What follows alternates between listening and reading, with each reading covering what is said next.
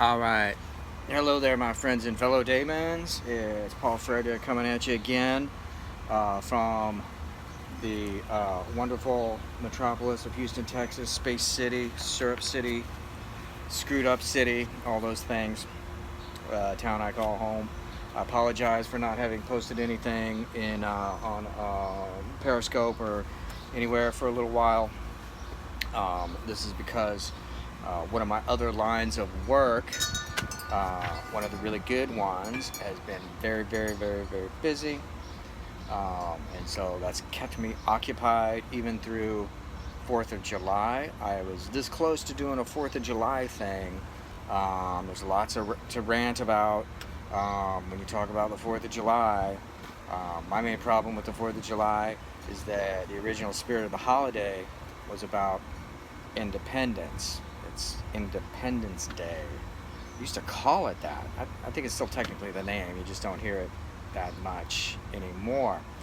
But the way it goes down anymore, it's presented as more of a celebration of government and a celebration of militarism. It's almost like another Memorial Day. Have you noticed that? There used to be like one, or no, it's Veterans Day. Veterans Day was the holiday that we had where we give honor to those who have served. And I'm down with that. Give honor, that's honorable for those who have served. But now it's like it's everything. Our culture has become so militarized since 9/11, and I'm sure it's only people my age or older that really have a sense of that. I don't think Generation Y people really get that. Certainly millennials don't get that. That this is like not normal. But we have 4th of July is another militaristic holiday. Memorial Day, which is supposed to be honoring your dead, your family. That's turned into another, don't forget about the veterans, don't forget about those who serve. And, I have respect for those who serve, but, I pay for them to serve, right? We all pay for them, and we have no choice of that either. If we had a totally free market economy, security would be privatized also. So I would decide who I'm going to pay to provide me security. I wouldn't give money to someone else to decide where I need security. I need it on a border wall down there. Or I need to send people over, other people's like sons and daughters over to another country to go die and get their arms and legs blown off and be maimed and traumatized for life to keep me safe. I wouldn't invest my money in a security company that did that. Can you imagine? If you had your own money to spend, you're choosing a security company, like a neighborhood watch type thing, or a company that's going to watch your house, or pay to have like a security personnel like patrol your neighborhood, and you went to the company and they said, we got this great plan.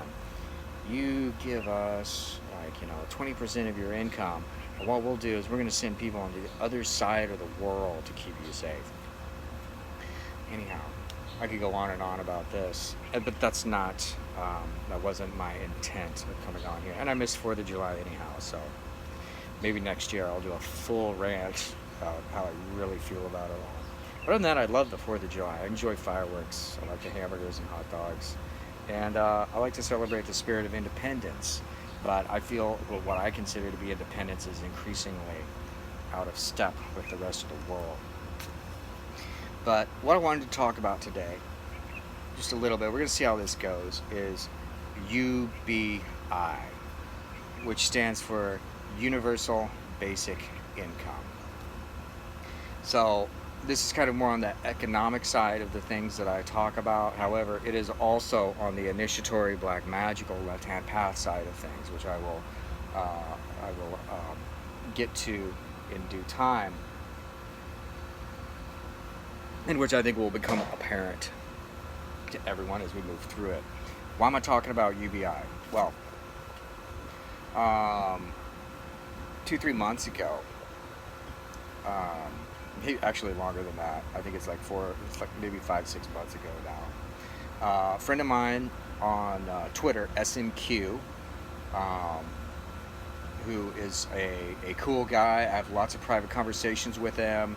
He has these rad theories about, I'm not going to be able to explain it properly, but it's like dimensional becoming type stuff.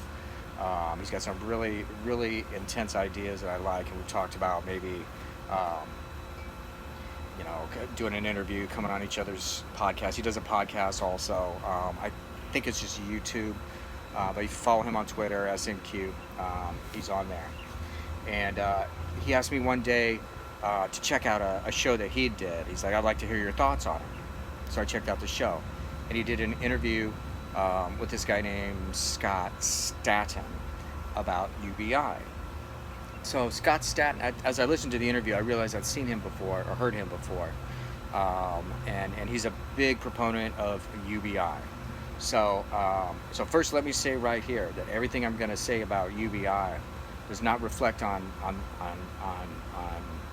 Scott or SNQ or anyone else who's into it, as far as like whether or not I think they're like a smart person. Scott's a real smart guy, and SNQ is also. And there's lots of people I know who are very smart, who do follow theories that I don't agree with. So, and that's what's going to happen with UBI. I'm going to essentially, I mean, I really have no choice but to dismantle it. As you pick apart the key components of it, you realize that it's just it's fallacious and rotten, and an evil idea. So I don't intend any of this to reflect on any of those guys as being smart enough. And SMQ did ask me, he said, so, he wanted to know my theory about it. And I'd said, maybe I'll do a video response to it. And he said, that'd be great, I'd love to see it. And I think he knows by the other things I do that I'm probably not going to agree with it. And so I'm assuming he's like open to a contrarian view of UBI. So I first started, I'm no stranger to UBI, let me tell you that. I first started hearing about it I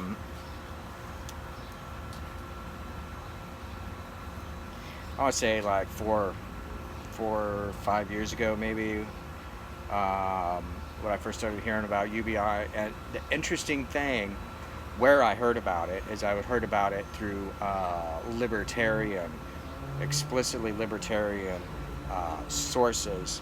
And I want to say it was Tom Woods' podcast, the Tom Woods Show, which I was listening to really frequently at the time, and I still listen to it every once in a while, and I recommend it. It's a great podcast. Tom Woods, I've actually met him a couple of times. He's a real great guy, real smart, and actually gave me lots of inspiration and ideas on getting going with podcasting myself. But anyhow, he had someone on for UBI, and I think it might have been Scott Staton who was on the show. It might have been him. There's a couple of people out there who are big proponents of it. And so here's the weird thing about UBI is you hear it on, well, I heard it on within a libertarian-like context. It seemed like a libertarian context, but as you're listening to it, you're like, well, this sounds like socialism. And the proponents of it will be like, oh, no, it's not socialism at all. And when you say, well, is it libertarian? And they'll be like, well, no, it's gonna create more liberty. But I mean, there's several features of UBI that are just undeniably socialist, and in fact, socialist beyond measure. UBI calls for a increasing of central authority control over everyone's life to an extent that humanity has never seen before.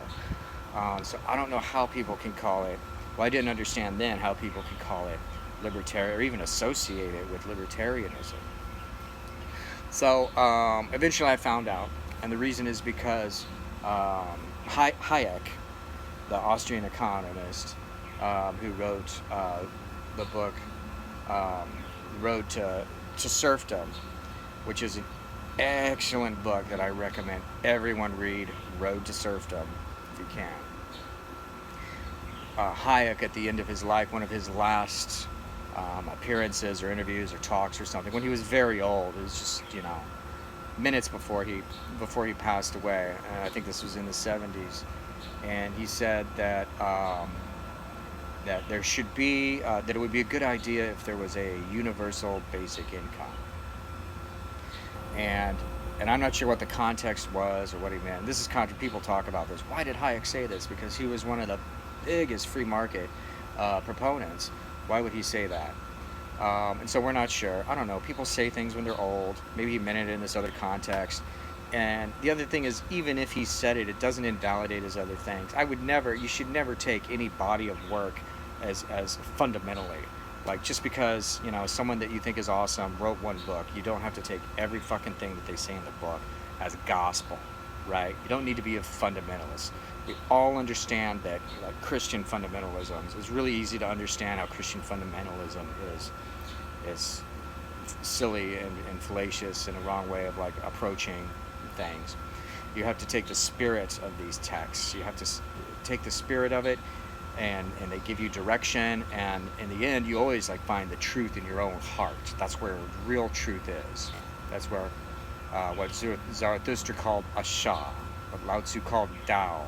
That's where real truth is, like, within, and it's part of an internal thing. So any of these things that you read, you always have to take it in context and understand you not, just because Hayek said something that seemed contradictory doesn't invalidate anything all of his book, Road to Serfdom. Because many of the things in there are observably true beyond doubt. So if you don't know what UBI is, you can go Wikipedia and look online. There's all kinds of shit about it out there. It's a hot new theory. They're trying it in some of the Scandinavian countries. Finland has recently tried a UBI experiment. Sweden was going to have a vote or a referendum on it or something.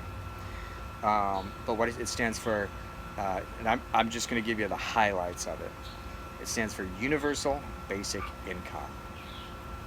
And the idea is that everyone gets a universal basic income. So let's say everyone in America, this is where we usually start. Well, everyone in our country would vote on it federally, and that everyone would get a universal basic income. And like I said, I've listened to several of these people talk about UBI, and it always goes through these several points. And usually they start out talking about the welfare state, the problems with the welfare state, what's wrong with the welfare, and this is easy to get people on board for it, because everyone likes to complain about the welfare state. Even moderate people who are politically moderate will say, people who believe in taxation and don't think taxation is theft, those people will complain about the welfare state, because we like to imagine, well, that's where our money's going. It's going to people who are just sitting around on welfare.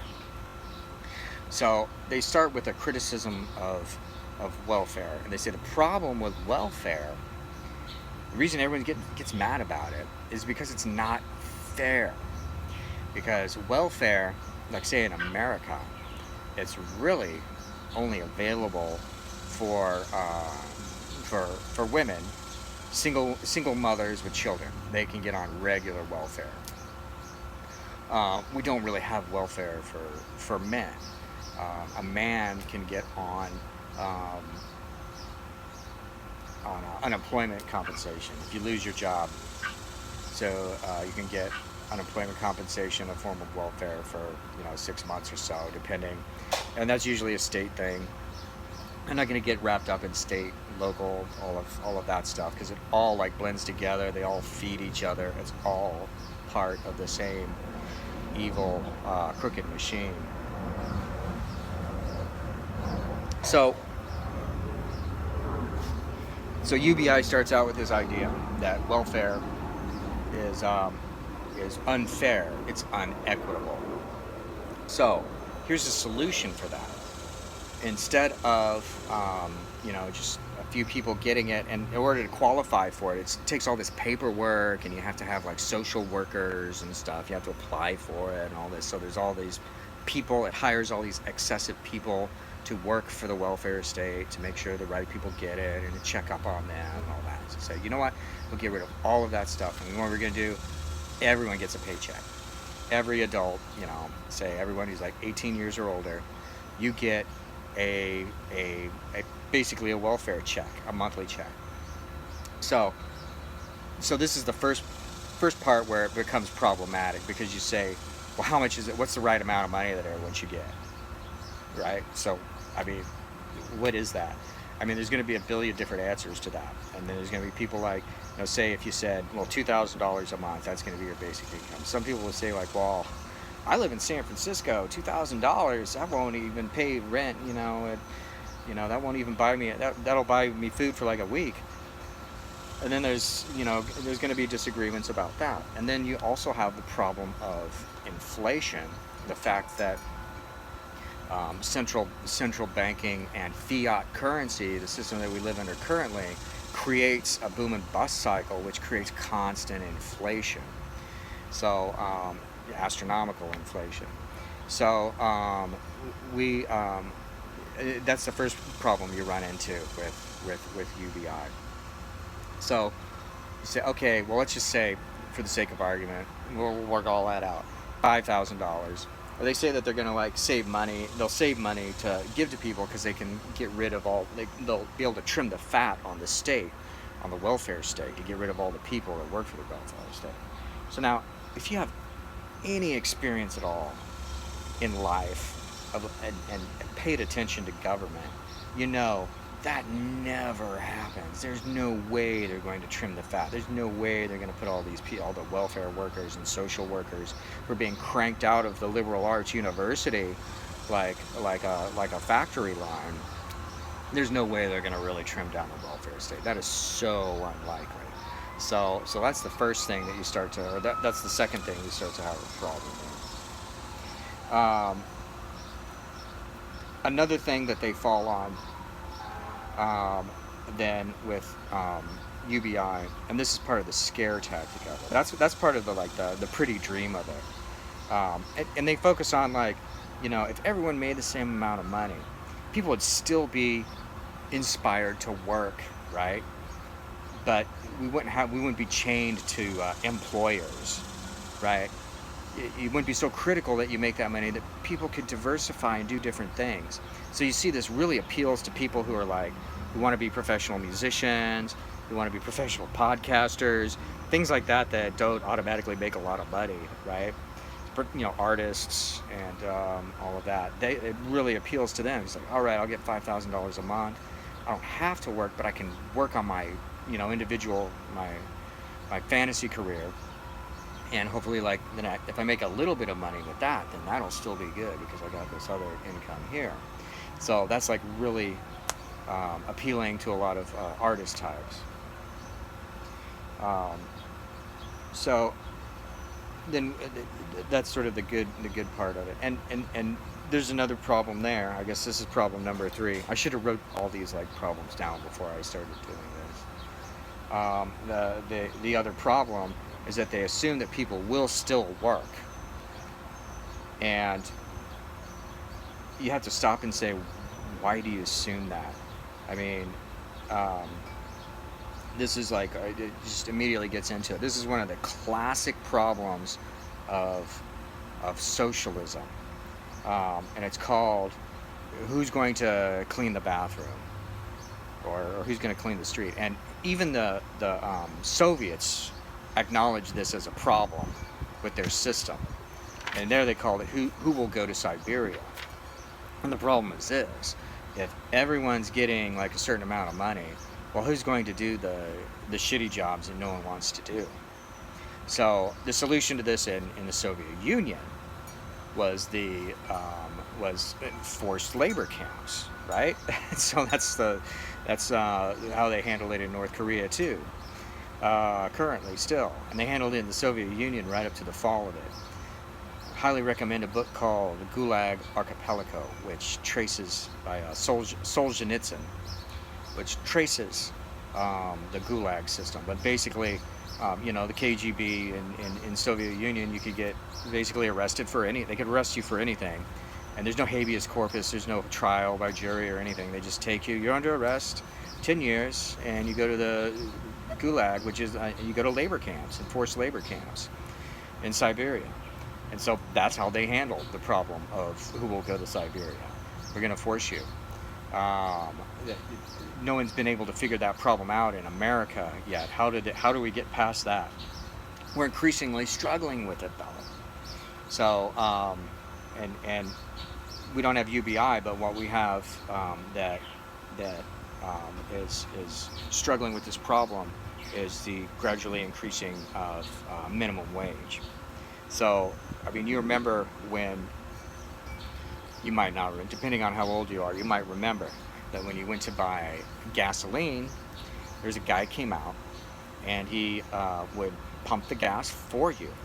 A guy would come out and pump the gas for you. And while he's pumping the gas, he'd wipe your windows, and then he'd even like check under the hood. He'd check your fluids, you know, say, oh, you're low on oil, or maybe you need brake fluid. I'll throw some in there while we're here. And it's like, all right, cool. And then you'd, pay him at the window, and you'd like, hook you up, and you'd move on. So what happened is the raising of minimum wage made that increasingly difficult for them, for a gas station to be able to afford to pay a person to do that. Now, it wasn't like someone who did that, it wasn't like their career.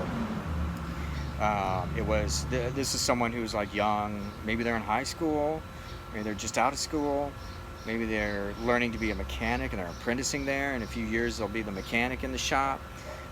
Who knows? But our culture used to allow for those sorts of jobs. And the gradual increasing of minimum wage has made those sorts of jobs disappear. And what takes over for them is automation. And this becomes a big bugaboo for UBI proponents. It becomes a big scarecrow. So another one, there's a lot of other examples of this, but another one that I'm going to mention really quick, because I think a lot of people can see this going on right now, is grocery store baggers.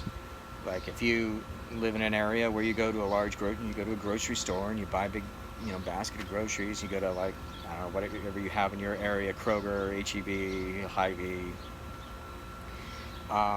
There used to always be, the person who's checking you out, beep, beep, beep, beep. And then there's a guy at the end who's like sacking your groceries for you. Okay? And neither of these people are that, it's like they're young people. For the most part, it's not people who are in this as a profession. They're working this because they're young, at this level because they're younger. It's a great way to learn about a job, learn about responsibility, learn how to interact with other people, learn how to have, pride in your work and stuff like that. And I saw this, I mean, if you watch things happening, like the last time that they pushed through another minimum wage thing, I was paying attention this time, and I saw those people disappear a little bit more. They have been disappearing gradually from that. And you see what's been arising in the last few years is self-check lanes. And, the grocery store that we go to, they're understaffed for people sacking. So sometimes someone sacks it, sometimes someone doesn't. And it's not like you can, and the person who's ringing you out will get there, and then they'll sack it. And what happens is my wife starts like sacking, and I start sacking too. I'm busy like paying. But anyhow, this is another thing where what is moving in, so we don't have that service anymore. What is moving in to serve that is bing, bing, bing, technology, automation for self-checking, self-checking like services. So this is one of the, like I said, one of the big bugaboos for UBI is the scarecrow of automation. So what they say is that with increasing automation, more and more jobs will be made scarce. So the reason you should accept UBI and support UBI is because all the jobs are going to go away anyhow. You're not even going to be able to have a job in a few years. So we're going to have a universal basic income in order to survive. So I've already alluded to the first problem with that, and the problem is that in actuality, automation is often appearing to replace workers who are squeezed out because of government intervention, right? So that's the one insight that you need to understand about automation. And I have to say that they paint this, it's like a Terminator. It's a Terminator 2 like sci-fi type world that UBI proponents try to paint with this. It's like, it's a big danger. And a lot of the if you hear from any of the neo-Marxist movements that are really prevalent now in the UK and especially Australia, you hear this also. This is a big scare thing. It's like, it's going to, automation, the robots are going to take over. Robots are going to take over. There's going to be a robot war. So the other problem with that is that this has been going on for centuries, since the beginning of human civilization. That automation or new technology. Let's get down to what automation is or robots are. This is like new technology, and it's not the result of capitalists wanting to enslave humanity. It's the result of entrepreneurs and really like black magicians coming up with like new ideas and new technologies to make life better, to make money themselves, to generate wealth for themselves and for the world around them. Because new technology, it also like helps people because it helps them free up time to do other things like new inventions, like automation and stuff. So they could apply this same argument to the wheel, right? Like, so what if like, before they had the wheel, how did people get shit around? Well, you had to have like, 20 slaves carry your bricks to like build your pyramids. Or, the Indians, I love the Native Americans, but they never figured out the wheel. They just had their dogs drag sticks and carried it on their backs. But if you say you go back far enough, it's like, why, if there had been a liberal, democratic, socialist government in power at the time when they invented the wheel, they would have said, no, you can't put all these people out of work. All these people carrying the bricks for the pyramid, I mean, they will not have a job anymore if you create a wheel and we could just like, pull it over there. So no wheels. And and a similar thing happened. Another good example is the automobile. So when the automobile came, and there were people who tried to like prevent the automobile coming out because of the horse and carriage industry was so huge. But of course, what happened? People love new technology. They wanted that new technology. Entrepreneurs like Henry Ford figured out a way to make an automobile like affordable for the common man, so that everyone can have it. Everyone wanted that, and what happened? Well, the guys who used to drive horses and all of the horses, they had to change. They had to change what they were doing. What would have happened if we'd have said, no, you can't go forward with this automobile invention. You can't put out all these people or their way of life, So that's what you have to understand, is that automation and robots, this is not a new thing for culture. This has happened a million times in human civilization. There's a new invention that makes life better for people, but what it does is it makes an alteration in demand. It changes the laws of labor supply and demand, and people have to change what they're doing. That's life. So, I mean, people who've tried to prevent this, like auto unions has been a thing that, and most unions will try to prevent any technological innovation or anything so they can, protect their jobs. And how do they do this? They do this through cronyism. They do this by getting in bed with government and trying to leverage the power of government, the authority of government, to prevent advancement of technology and really the advancement of human evolution.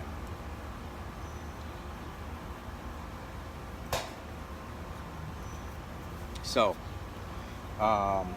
I'm going to take a break here, and then we will continue with part 2.